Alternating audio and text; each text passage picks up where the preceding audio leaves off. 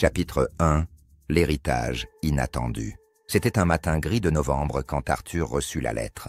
Le courrier, arrivé avec une signature étrange et inconnue, l'informa qu'il venait d'hériter d'une vieille maison, appartenant à un grand-oncle dont il n'avait jamais entendu parler. L'idée de posséder un bien immobilier piqua sa curiosité, mais aussi son scepticisme. Pourquoi cet homme qu'il ne connaissait pas lui léguerait-il une maison? Et surtout, où était-elle située? Arthur vivait à Paris, dans un petit appartement du 15e arrondissement, bien loin de tout ce qui pouvait ressembler à une maison familiale en province. Cependant, une brève recherche révéla que la demeure se trouvait dans un village perdu en Normandie, à quelques heures de route. Sans attache particulière à la capitale, il décida de prendre le train pour découvrir ce mystérieux héritage. Le voyage fut long, et plus Arthur s'éloignait de la ville, plus les paysages devenaient sauvages. Des champs, des forêts denses, et finalement, de petites routes sinueuses entourées de collines brumeuses. Quand il arriva à destination, la gare n'était guère plus qu'un arrêt, et il fut accueilli par une brise froide et humide qui lui glaça la peau. Après quelques kilomètres de marche, il aperçut enfin la maison, un grand manoir victorien, qui avait dû être majestueux à une époque, mais qui montrait désormais des signes évidents de délabrement. Le toit en ardoise s'effritait par endroits, des fenêtres étaient barricadées, et la végétation semblait avoir repris ses droits sur le jardin autrefois soigné. L'endroit avait une atmosphère pesante, comme si le temps y était suspendu.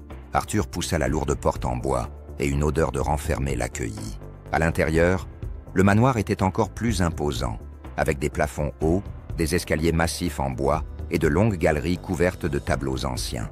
Il y avait cependant quelque chose d'étrange dans la disposition des pièces. Chaque couloir semblait mener à une nouvelle porte, chacune plus énigmatique que la précédente. C'est là que tout commença.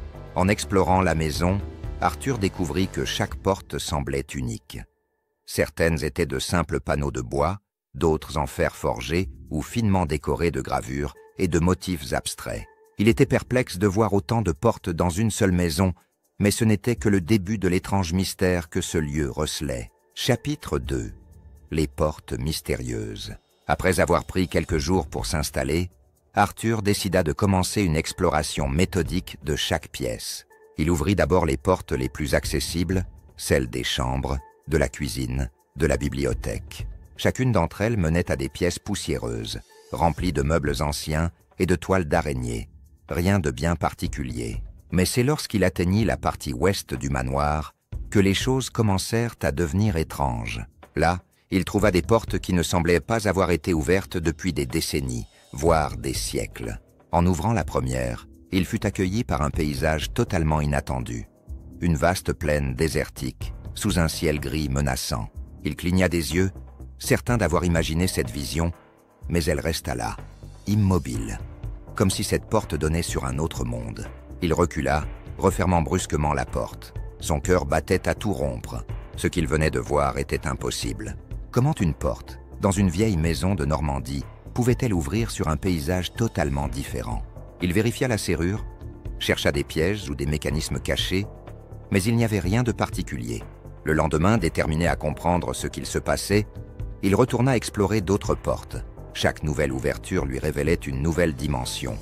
Une forêt dense et impénétrable, une ville antique baignée de soleil, un océan déchaîné, et même des paysages nocturnes où scintillaient des étoiles étranges.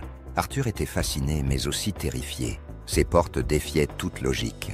Elles ne menaient pas à des pièces ordinaires, mais à des mondes totalement différents. Et pourtant, la maison, elle, restait la même. Chapitre 3. Le journal caché. En cherchant des réponses, Arthur fouilla chaque coin du manoir, à la recherche d'indices sur l'origine de ces portes. Il finit par tomber sur un vieux coffre, caché sous des draps dans le grenier. À l'intérieur, il trouva un journal intime appartenant à son grand-oncle. Ce dernier racontait une histoire encore plus incroyable que tout ce qu'Arthur avait vu.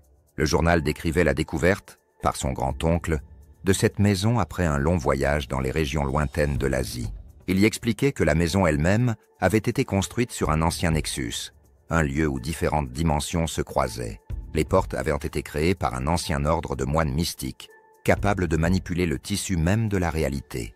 Mais ce pouvoir avait un prix, et beaucoup avaient payé de leur vie pour tenter de maîtriser ces passages. Le journal parlait aussi d'une porte spéciale, cachée quelque part dans la maison. Celle-ci était scellée depuis des siècles et gardait un secret si dangereux que personne n'avait osé l'ouvrir. C'était la 100e porte, la dernière. Arthur, hypnotisé par le récit de son grand-oncle, sentit que cette porte cachait la clé de tout le mystère. Mais il était également averti des dangers qu'elle représentait. Chapitre 4. La tentation de la 100e porte. Les jours passèrent, et Arthur devint obsédé par cette 100e porte. Il explorait le manoir sans relâche, chaque couloir, chaque recoin, mais la porte restait introuvable.